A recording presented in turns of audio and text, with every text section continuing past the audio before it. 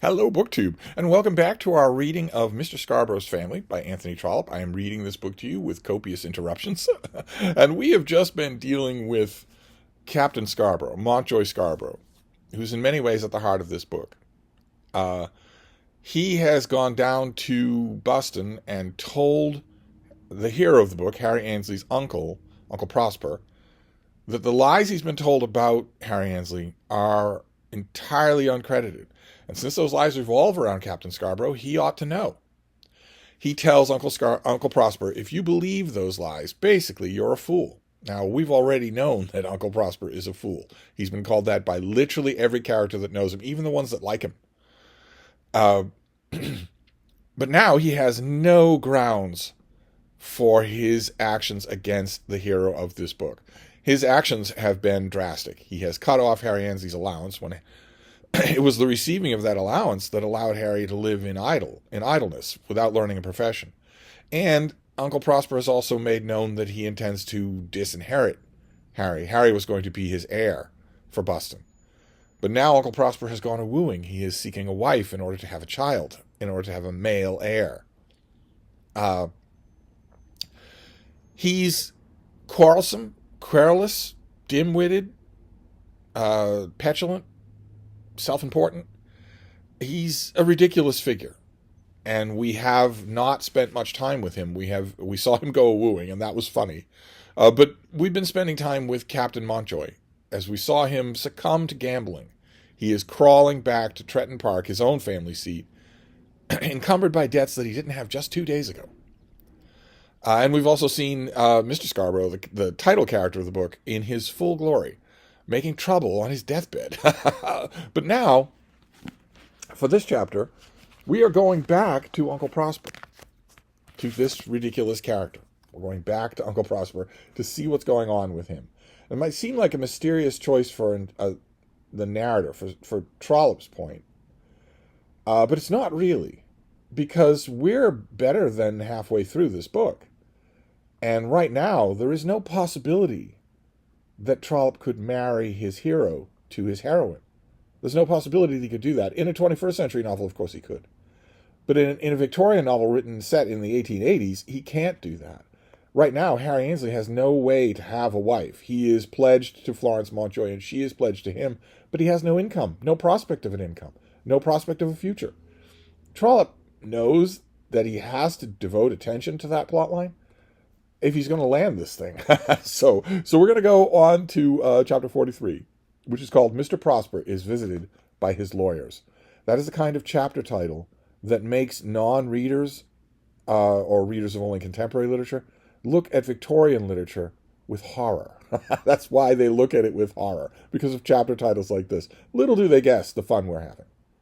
They don't know the fun they're missing out on. But let's see what Mr. Prosper is up to. Mr. Prosper had not been in good spirits at the time at which Montjoy Scarborough had visited him. He had received, sometime previously, a letter from Mr. Gray, as described in a previous chapter, and had also known exactly what proposal had been made by Mr. Gray to Soames and Simpson. An equal division of the lady's income. The lady is Miss Thoroughbung, who is the lady he proposed to. And he had a flowery romantic speech in mind, pre-learned, pre-memorized, because he's a moron. But Miss Thoroughbung had only financial arrangements in mind. She knows exactly what she wants and what she doesn't. And she's a wealthy woman, so she can dictate terms. And that horrified Uncle Prosper. He went to lawyers. Of course, they both did. An equal division of the lady's income. One half to go to the lady herself, and the other half to Mr. Prosper, with an annuity of £250 out of the estate of the lady if Mr. Prosper should die first. These were the terms which had been offered to Miss Thoroughbung, with the objection of inducing her to becoming the wife of Mr. Prosper. But to these terms Miss Thoroughbung had declined to accede, and as well she shouldn't. She's completely in the driver's seat. She can buy and sell Uncle Prosper. And had gone about the arrangement of her money matters in a most precise and businesslike manner. A third of her income she would give up since Mr. Prosper desired it, but more than that she owed to herself and her friends to decline to abandon. The payment for the fish and the champagne must be omitted from any agreement on her part. As to the ponies and their harness and the pony carriage, she would supply them. The ponies and the carriage would be indispensable to her happiness. These are all items that we saw in an earlier chapter. The fish and the champagne. She's making sure that she's not going to be some joyless bondswoman to this idiotic man. But the maintenance of the ponies must be left to Mr. Prosper. A stable, a groom, feed. As for the dower, she could not consent to accept less than 400, or 500 if no house was to be provided. She thought that 750 would be little enough if there were no children, as in that case there was no heir for whom Mr. Prosper was especially anxious. But as there probably would be children, Miss Thoroughbung thought that this was a matter to which Mr. Prosper would not give much consideration. Will there probably be children? He doesn't strike me as the type, and she's not a spring chicken.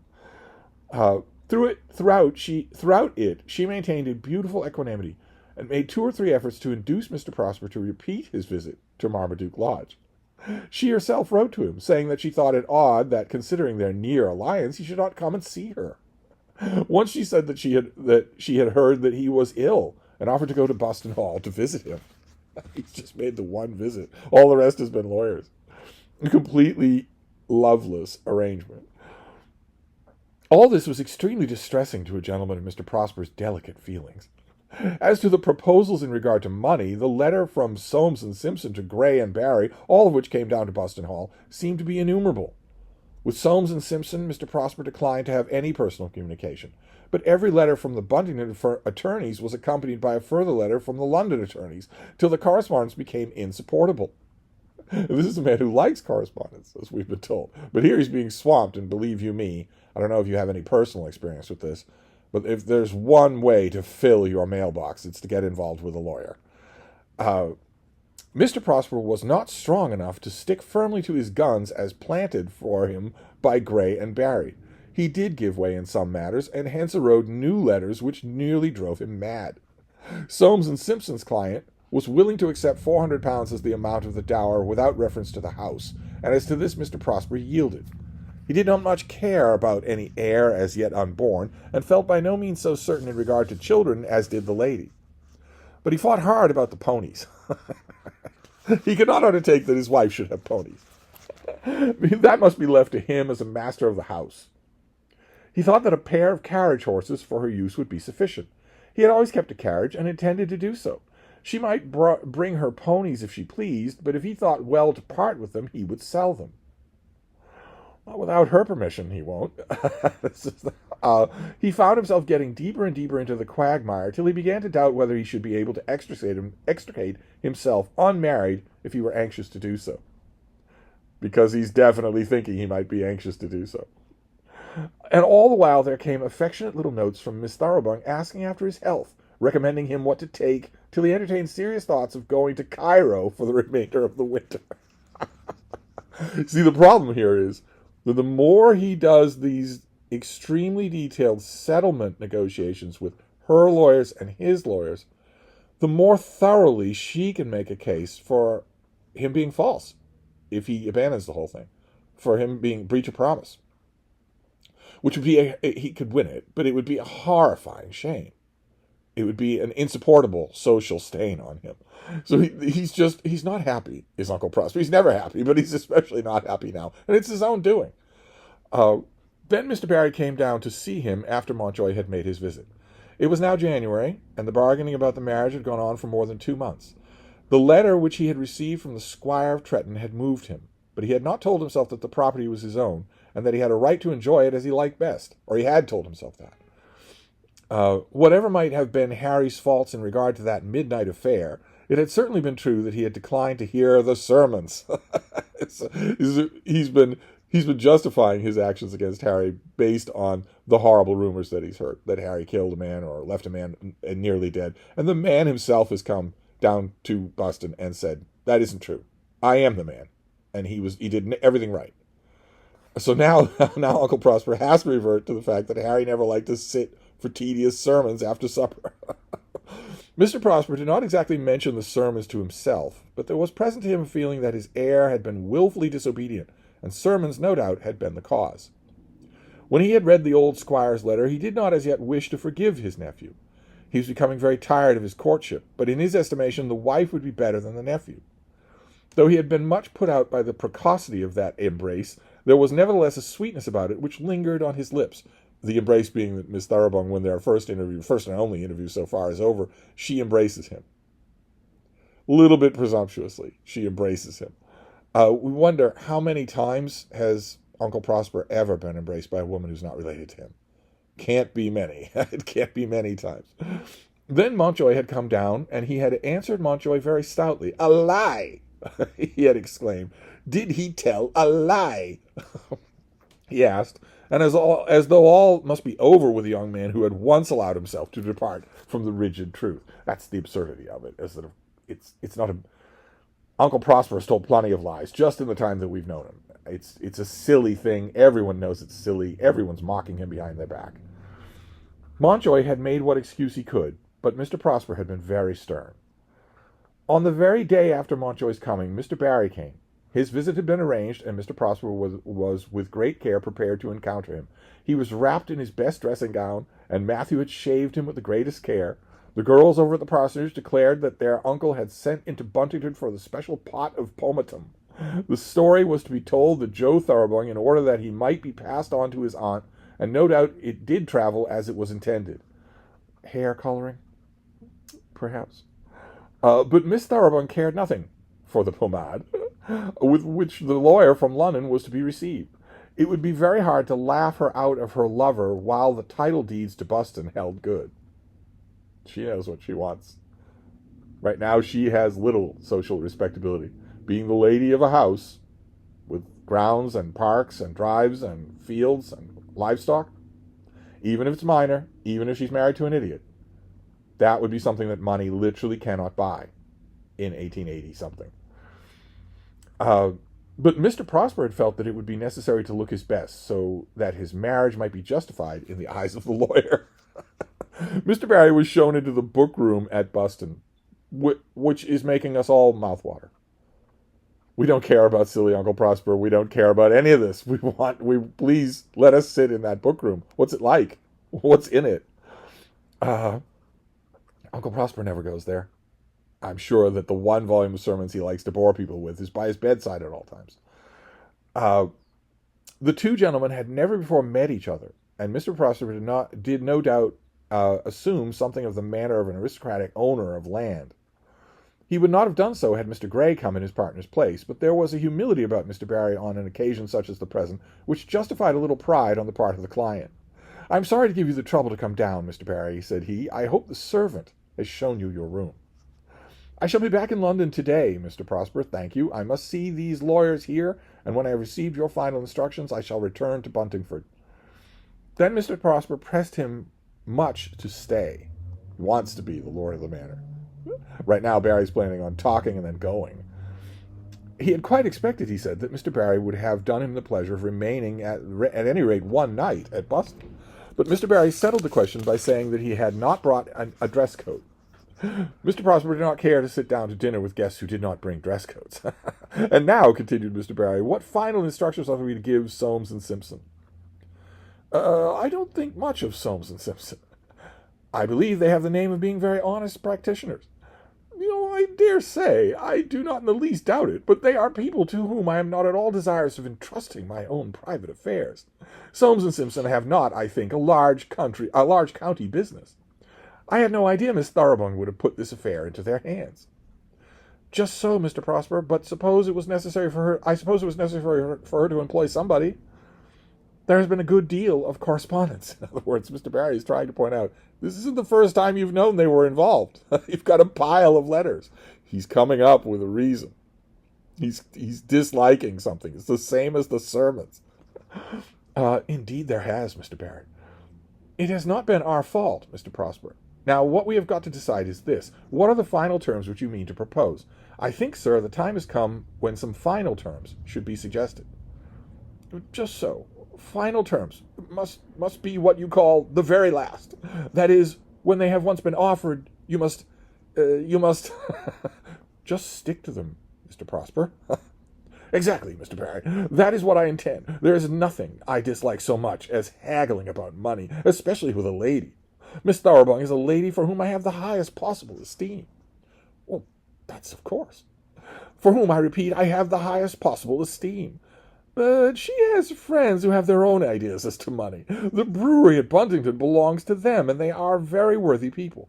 I should explain to you, Mr. Barry, as you are my confidential adviser, that were I about to form a matrimonial alliance in the heyday of my youth, I should probably not have thought of connecting myself with the Thoroughbones. There is no way to like this guy. There are ways to like almost every character in this book. Not Augustus Scarborough, but almost every other. There's no way to like this guy. He's just a useless ninny. As I have said before, they are most respectable people, but they don't exactly belong to that class to which I should, under those circumstances, have looked for a wife.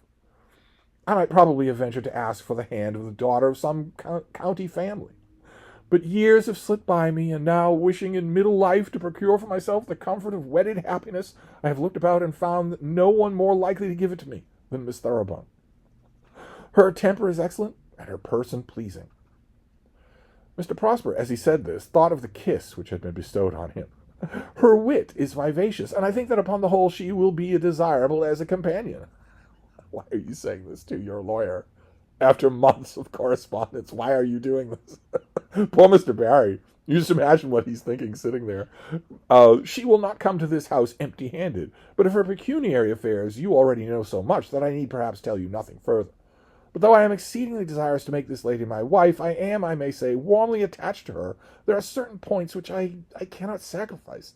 Now, about the ponies. She's going to come to this marriage a lot more fixed for money than you are. I think I understand about the ponies. She may bring them on trial. I am not bound to keep any ponies at all. There are a pair of carriage horses which must suffice. On second thought, she had better not bring the ponies. This decision had at last come from some little doubt in his mind as to whether he was treating Harry justly. Harry comes into the picture. And £400 is the sum fixed on her jointure. She is to have her own money for her own life, said Mr. Prosper. Well, that's a matter of course. Don't you think under these circumstances 400 will be quite enough? Quite enough if you ask me, but you must decide. 400 it shall be. And she is to have 2/3 of her own money for her own expenses during your life, asked Mr. Barry. I don't see why she should want 600 a year for herself. I don't, indeed. I am afraid it will only lead to extravagance. Mr. Barry assumed a look of despair. Of course, as I have said so, I will not go back from my word. She will have 2/3, but about the ponies my mind is quite made up. There shall be no ponies at Buston. Maybe if the ponies would sit still for sermons, he might change his mind. I hope you understand that, Mr. Barry. Mr. Barry said that he did understand it well, and then, folding up his papers, prepared to go, congratulating himself that he would not have to pass a long evening at Buston Hall. But before he went, and when he had already put on his greatcoat in the hall, Mr. Prosper called him back to ask him one further question. And for that purpose he shut the door carefully and uttered his words in a whisper. Did Mr. Barry know anything of the life and recent adventures of Mr. Harry Ainsley? Mr. Barry knew nothing, but he thought that his partner, Mr. Grey, knew something. He had heard Mr. Grey mention the name of Harry Ainsley. Then, as he stood there enveloped in his greatcoat, with his horse standing in the cold, Mr. Prosper told him much of the story of Harry Ainsley, and asked him to induce Mr. Grey to write and tell him what he thought of Harry's conduct. That is the end of the chapter. The matrimony lawyer, one of the many, has come specifically to get the final word. Mr. Prosper has been vacillating all over the countryside about his terms for the marriage.